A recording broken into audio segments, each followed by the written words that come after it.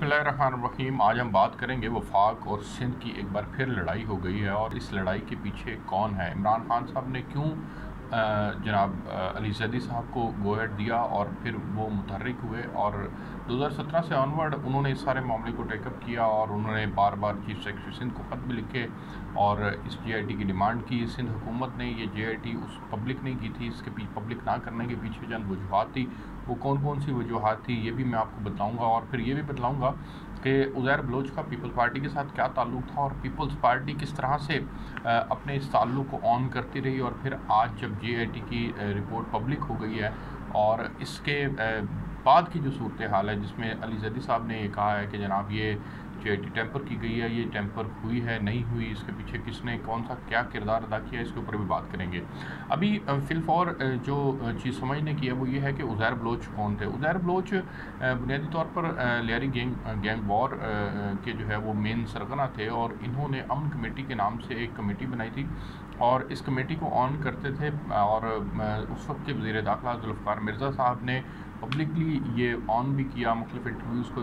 भी दिए, शाहज़ेब खानज़ादा साहब को भी इंटरव्यू दिए और दीगर लोगों को भी उन्होंने बारहा ये कहा कि वो पीपल्स पार्टी की एक ज़ैली तंजीम है अमन कमेटी। उस वक्त के हालात को अगर मद्देनज़र रखें तो MQM का वहाँ पर बड़ा ज़ोर था। अल्ताफ़ हुसैन साहब लंदन से बैठ कर यहाँ पर चीज़ों को ख़ुद मोनीटर किया करते थे, हुक्म सादिर किया करते थे, कत्ल गारत होते थे, रोज़ाना की बुनियाद पर कई लाशें गिरती थी और भत्ताखोरी आम थी। यहाँ पर हालात इस कदर ख़राब थे कि कराची जिसे रोशनियों का शहर कहा जाता है वो कराची रोशनियों का शहर नहीं रहा था और वहाँ पर लोगों ने खौफ व हरास की वजह से दूसरे सूबों की तरफ मुंतकली शुरू कर दी थी, कारोबार ना होने के बराबर हो गया था। ऐसे में पाक आर्मी का बहुत बुनियादी किरदार है, वो सामने आए। उन्होंने ऑपरेशन ज़रब-ए-अज़्म की सूरत के अंदर उस वक्त के आर्मी चीफ जनरल राहील शरीफ थे और उस वक्त की वफाकी हुकूमत मियां मोहम्मद नवाज शरीफ साहब उनकी सरबराही के अंदर एक ऑपरेशन हुआ और कराची के अंदर अमन की बहाली की जानिब कदम आगे बढ़ना शुरू हुआ। 2011 से बाद और की सूरत हाल और 13 के इलेक्शंस की सूरत हाल अगर हम उठा के देखें तो लियारी से जितने लोग पीपल्स पार्टी ने नॉमिनेट किए थे उन लोगों को बुनियादी तौर पर जो है वो उज़ैर बलोच साहब ने उनको नॉमिनेट किया था और फिर उन्होंने उज़ैर बलोच की वफ़ादारी का हल्फ भी उठाया था और ये पब्लिकली आम है और इसको सारे लोग देख रहे हैं, कर रहे हैं, सुन रहे हैं, समझ रहे हैं कि ये एक तरफ तो पीपल्स पार्टी उनको नॉमिनेट करती है, उनको टिकट देती है और वो लोग उज़ैर बलोच की वफ़ादारी का हल्फ उठाते हैं और उज़ैर बलोच ने फिर पब्लिकली ये बात कई चैनल्स पे भी कही, मीडिया टॉक के अंदर भी उन्होंने ये बात कही कि वो उज़ैर बलोच की वफ़ादारी का हल्फ उठाएं या वो पीपल्स पार्टी की वफ़ादारी का हल्फ उठाएं, ये एक ही बात है। जब पीपल्स पार्टी ने अपने आप को इससे अलग रखा, उज़ैर बलोच एपिसोड से अलग रखा, उज़ैर बलोच उनके ख़िलाफ़ इक़दामात भी करता रहा, उज़ैर बलोच ने उनके ख़िलाफ़ कई तरह की जो है वो सख्त ज़ुबान भी इस्तेमाल की, लेकिन फिर बाद में हालात मुख्तलिफ होते चले गए और इनकी आपस में कुर्बत बढ़ती चलेगी और उस कुर्बत के नतीजे में उज़ैर बलोच ने फिर ऑन किया। उन्होंने ज़रदारी साहब को अपना सरबरा माना, उन्होंने ये एक किरदार जो था वो उस किरदार को सामने रखा। अब उज़ैर बलोच ने 198 अफराद का कत्ल किया और इस की JIT के अंदर फाइंडिंग्स मौजूद हैं। अब मसला जो अली ज़ैदी साहब क्रिएट करने की कोशिश कर रहे हैं, जो अली ज़ैदी साहब का जो मौक़िफ़ है वो बड़ा वाज़ेह है। वो ये कहते हैं कि चूँकि ये इनके पुराने नेक्सेस हैं, उन्होंने मुख्तलिफ इंटरव्यूज़ को आपस में जोड़ा है और जोड़ने के बाद उन्होंने इस बात की तस्दीक करने की कोशिश की है कि चूँकि इनके पुराना आपस के अंदर ताल्लुक़ मौजूद है और इस ताल्लुक़ की बुनियाद पर जो कुछ उज़ैर बलोच कर रहे थे वो पाकिस्तान पीपल्स पार्टी के कहने पर कर रहे थे और JIT के अंदर जो इस वक्त जो सिग्नेचर JIT है इसके आखिरी सफ़े के ऊपर जो उन्होंने पाकिस्तान जो सिंध पुलिस का जो किरदार है उसको भी मेंशन किया और उसमें उन्होंने कहा है कि ये बड़ा नेगेटिव किरदार है, इनको जो है वो ये अपने मकासद के लिए इस्तेमाल होते रहे। फिर SHOs की अपॉइंटमेंट का मसला है और फिर दीगर SPs की अपॉइंटमेंट का मसला है और फिर ये पूरा एक नेक्सस है। लेकिन हमें इन तमाम सूरत हाल में से जो सबसे बड़ी चीज़ है जो हमें समझने की ज़रूरत है वो ये है कि उस वक्त हालात बहुत ख़राब थे और MQM का बड़ा ज़ोर था। एक फ़ोन कॉल के ऊपर MQM पूरा शहर बंद करवा दिया करती थी। पीपल्स पार्टी की वहाँ पर हुकूमत थी, लेकिन इसके बावजूद सूरत हाल ये थी कि वहाँ पर किसी किस्म का कोई लॉ एंड ऑर्डर की सिचुएशन को मेंटेन नहीं कर पा रहे थे।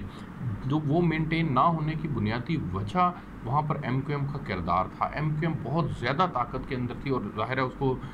पुलिस की भी सपोर्ट हासिल थी, वहाँ पर उसको ब्यूरोक्रेसी की भी सपोर्ट हासिल थी और फिर वो अपने ज़ोर के ऊपर हालात को मैनेज भी कर लिया करते थे। बल्दिया फैक्ट्री का वाक़या हमारे सामने है। बल्दिया फैक्ट्री को किस तरह से उन्होंने भत्ता मांगा, 20 करोड़ भत्ता मांगा, वो नहीं दिया गया और फिर उसको वहाँ के उस वक्त के सेक्टर इंचार्ज के हुक्म के ऊपर, रहमान भोला और दीगर लोगों के हुक्म के ऊपर, ये इसको जो है हमाद सिद्दीकी, इन लोगों के हुक्म के ऊपर फिर इसको जो है वो आपने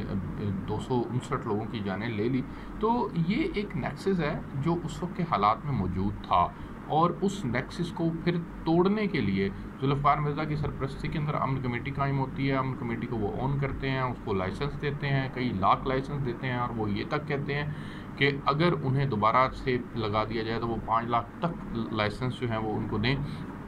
तो ऐसे में अब जो फिज़िकल एविडेंस है वो तो यही मिलता है कि इन दोनों की आपस में ताल्लुक़ मौजूद था। अब आगे बात आती है कानून की। कानून की रूह से जब हम उज़ैर बलोच के जो चालान देखते हैं उसके अंदर वो तस्लीम करते हैं इस बात को कि हाँ जी, उनका ताल्लुक़ जो है वो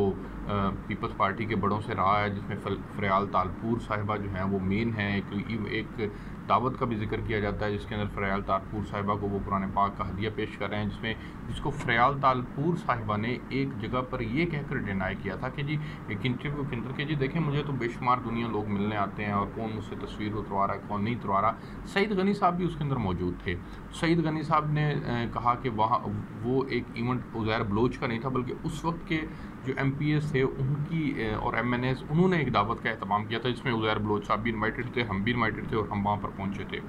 तो अब इमरान खान साहब क्यों इस सारे नेक्सस के अंदर अपना क्या किरदार अदा करना चाहते हैं और वो क्या अचीव करना चाहते हैं? इमरान खान साहब ने 2017 से ऑनवर्ड अली जैदी साहब को गो एड दिया हुआ है। वो मुख्तलिफ मौके के ऊपर उन्होंने कोशिश की JIT की रिपोर्ट पब्लिक हो, क्योंकि सानिया मॉडल टाउन की रिपोर्ट पब्लिक हो चुकी थी लेकिन वो नहीं हो सकी। फिर मुख्तसर ये है कि वो कोर्ट चले गए और कोर्ट के ऑर्डर के मुताबिक उसको उन्होंने पब्लिक कर दिया। अब जब वो पब्लिक हो चुकी है तो ये वो डॉक्यूमेंट है जिसके ऊपर सिग्नेचर्स मौजूद है। इसके अलावा वो तमाम डॉक्यूमेंट्स, चाहे वो 45 सफ़े के ऊपर थे, चाहे वो 50 के थे, चाहे वो 100 सफ़े के ऊपर थे, लेकिन अगर उसके ऊपर सिग्नेचर मौजूद नहीं है तो फिर उस डॉक्यूमेंट की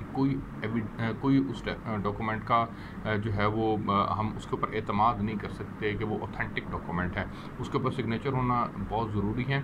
JIT ने जब ये सारी बातें लिखी थी और सिग्नेचर्स किए थे, इसके अंदर कौन कौन से अदारे होते हैं? MI इसके अंदर होता है, ISI इसके अंदर होता है, रेंजर्स इसके अंदर होता है। अब ये वो अदारे हैं जो कि फेडरल के अदारे हैं, वफाक इनको ऑन करता है। तो क्या जो अली जैदी साहब कह रहे हैं कि जी सिंध हुकूमत को या सिंध के बड़ों को,